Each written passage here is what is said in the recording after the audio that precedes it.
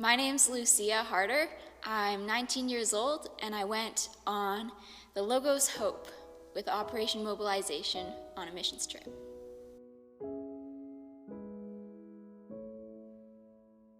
As a stepper, or a short-term person, I was given a pretty basic role in the kitchen, or the galley, we like to call it.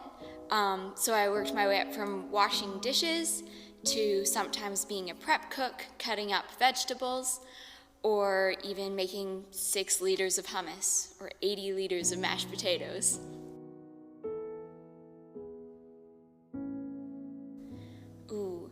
A highlight would be a community development day in St. Lucia, where me and a group of 7 other people from all around the world went to, this sort of makeshift youth group, where we got to share worship songs, share the Gospel of John, and I, in particular, got to share that through drawing and sketching, like the Bible Project videos.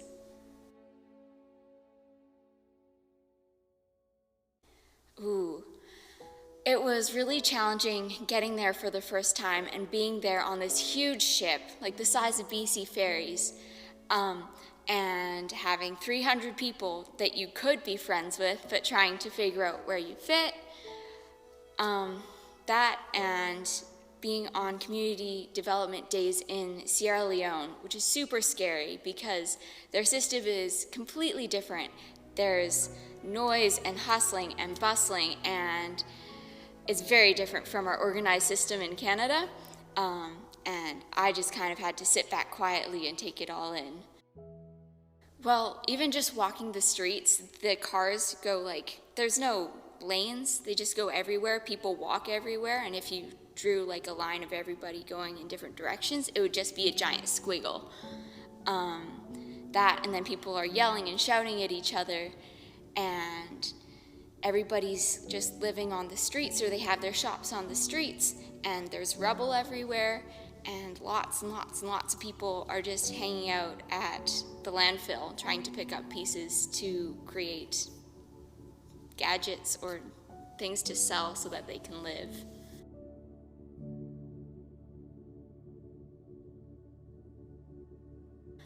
I learned when I first got there, within the first week, that I am a very prideful human being, and I should not be like that. It's still a journey that I'm on, and God and I are working on it together, collaboration. But I was talking to a girl from Austria, and she was telling me about her journey and how she came to the ship with the purpose of traveling and of God changing her, but her mindset shifted to how she could serve. And right off the bat, that first week, I was like, oh, that's me. So instead of it taking me 3 months to figure that out because of her story, I figured that out within a week, and my mindset shifted to, wow, I'm created for service, I'm created for worship.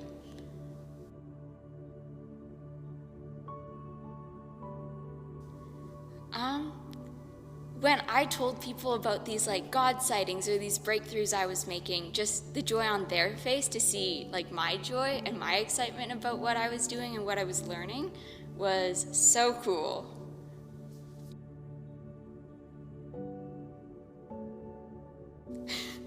Yeah.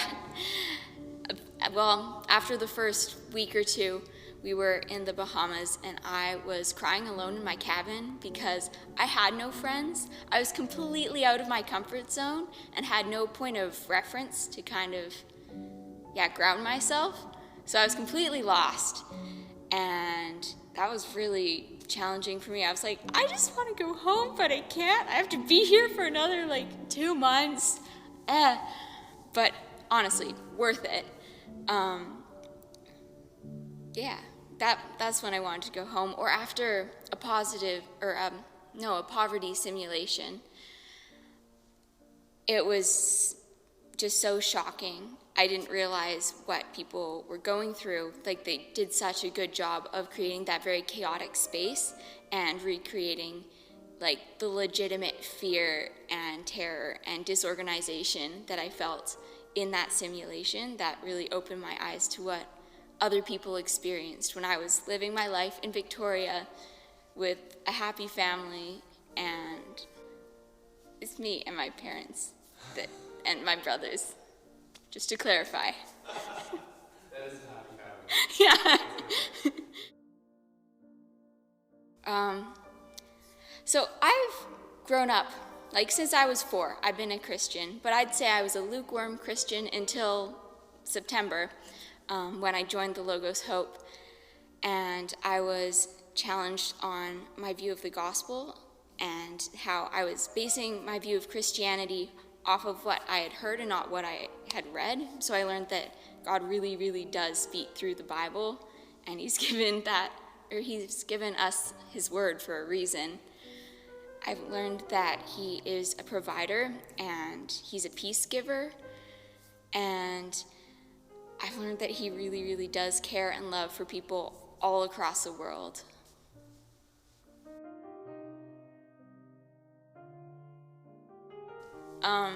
To anybody who's thinking about going into missions or who's getting that really annoying nudge from the Holy Spirit to go do that thing you really, really don't want to do, go do it. It's worth it.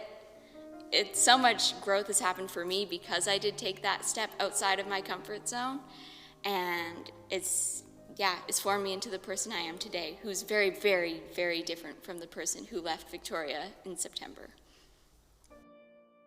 Well, I want to thank the missions team so much for letting this be possible and for putting that first announcement in the church announcements about last April when I first saw it, and I was like, ooh, maybe I should do that, because it's been so life-changing for me and it's completely steered me to a different path where I now have a clear vision of what I want to do and how I can share God's love with the world.